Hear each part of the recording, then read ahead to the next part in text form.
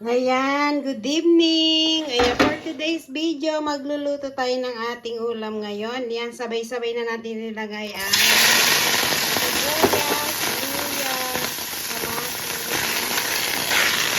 Isa-isa na lang.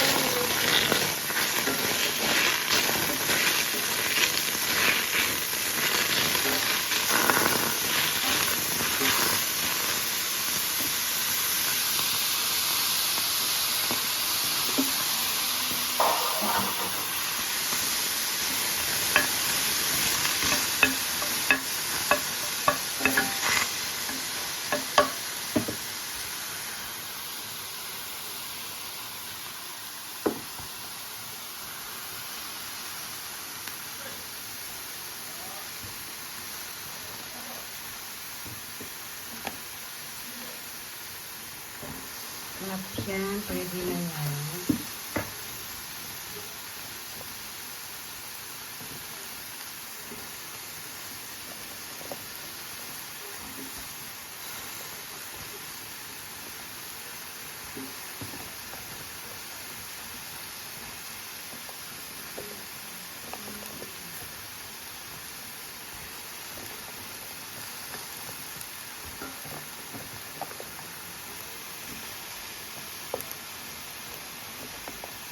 Lagyan natin yan yung kalabasa.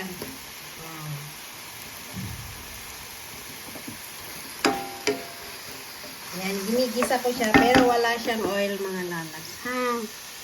Alam niyo naman po ako, hindi ako mahilig maglagay ng oil. Tapos, yan po yung ating bunga ng malunggay.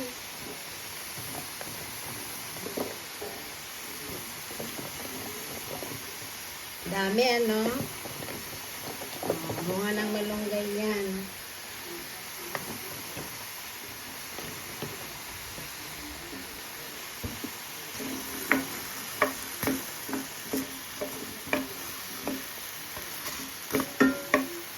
Malasa na yan kasi meron na siyang luya, sibuyas at kamatis.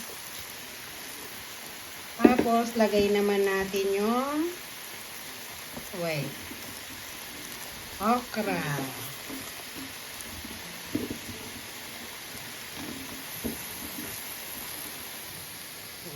Okra naman yan.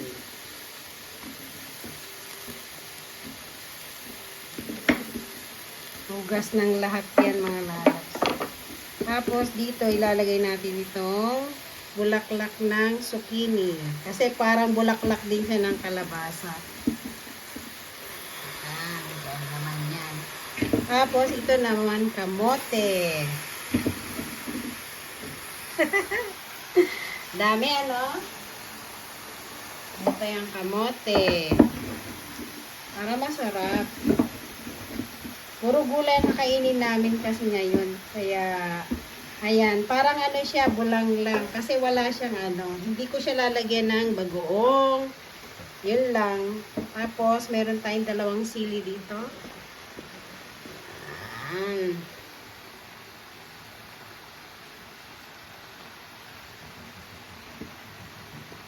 Sandali, kunin ko lang yung yung pa-surprise na halo niyan. Nandito kasi sa rep. Hindi ko siya nailabas.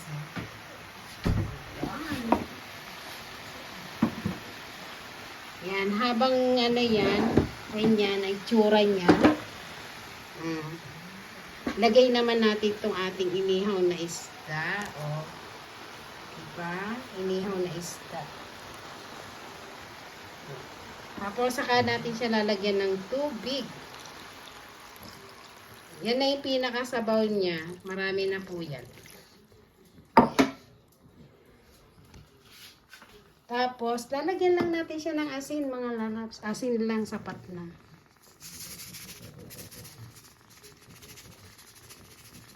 Dapat sana bagoong ang ilalagay dyan. Kaya lang, ay wag daw munang maglagay ng bagoong ngayon. Yan.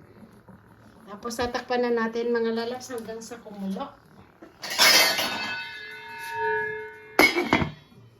Yan, di ba yan? Yan. Ayan. Thank you so much for watching. Mapanood mo siya sa next video para po pagluto na siya mga lalabs. Ayan. Thank you so much for watching. Don't forget to like and share. Ayan. Maraming salamat po.